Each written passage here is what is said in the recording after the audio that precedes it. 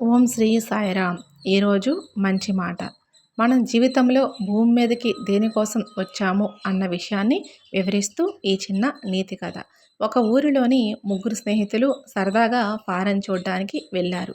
అక్కడ వాళ్ళకి 75వ అంతస్తులో ఒక హోటల్లో రూమ్ అనేది లభించింది.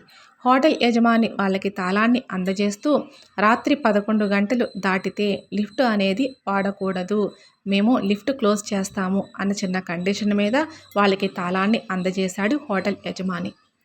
ముందు 3 రోజులు కూడా వీళ్ళు రాత్రి 11 గంటలకి ముందుగానే హోటల్కి చేరుకున్నారు.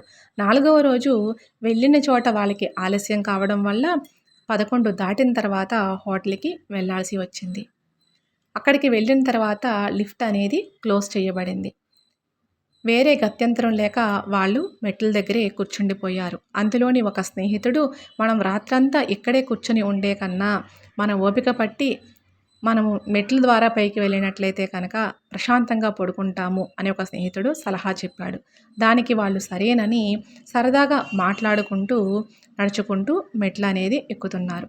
అందులోని మొదటి స్నేహితుడు సరదాగా బాల్యంలో వాళ్ళు చేసినటువంటి అల్లర్లు, చిలిపి చేష్టలు, వాటి కోసము 25 అంతస్తుల వరకు మొదటి స్నేహితుడు వివరించాడు. రెండవ స్నేహితుడు బంధాలు, బాధ్యతలు, విలువలు, వాటి కోసం వివరిస్తూ అలా సరదాగా మాట్లాడుకుంటూ 50 అంతస్తులు ఎక్కారు. అక్కడి నుంచి మూడో స్నేహితుడు కష్టాలు, కడగళ్ళు, వీటి కోసం వివరిస్తూ 75 అంతస్తులు సరదాగా మాట్లాడుకుంటూ వాళ్ళు పైకి ఎక్కారు. అక్కడికి వెళ్ళిన తర్వాత తాళం తీద్దాము అంటే తాళము ఎవరి దగ్గర కూడా లేదు. వాళ్ళు కింద కారులోనే తాళాన్ని మర్చిపోయారు. మన జీవితం కూడా ఇంతేనండి. ఇందులోని మొదటి స్నేహితుడు చెప్పినటువంటి 25 అంతస్తులు మన బాల్యంలోని మనం చదువుకుంటూ సరదాగా గడిపేశాం 25 సంవత్సరాల వరకు. ఆ తర్వాత మనకి వివాహాలు, పిల్లలు, బంధాలు, బాధ్యతలు, ఇవి ఇంకొక 25 సంవత్సరాలు. అదే రెండో స్నేహితుడు వివరించాడు. అలాగా 50 సంవత్సరాలు పూర్తయ్యాయి. దాని తర్వాత మూడో స్నేహితుడు వివరించేటువంటి ఇంకొక 25 అంతస్తులు మన జీవితంలో 50 తర్వాత అనారోగ్య సమస్యలు, రకరకాల ఇబ్బందులు, వీటన్నిటిని మూడో స్నేహితుడు వివరించారు.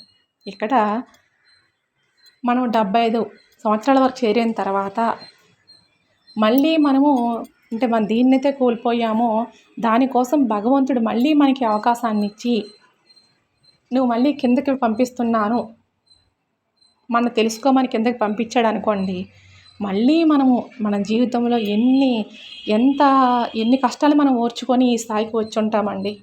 మళ్ళీ వాటన్నిటిని మనము భరించుకొని ముందుకు వెళ్ళాలి అంటే ఎంత కష్టమో.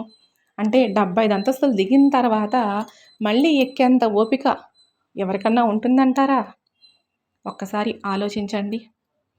అందుకనే అంటే మన సత్యాన్ని తెలుసుకోకపోతే ఈ జనన మరణాల చక్రంలో తిరుగుతూనే ఉంటాము, పుడుతూనే ఉంటాము, మరణిస్తూ ఉంటాము.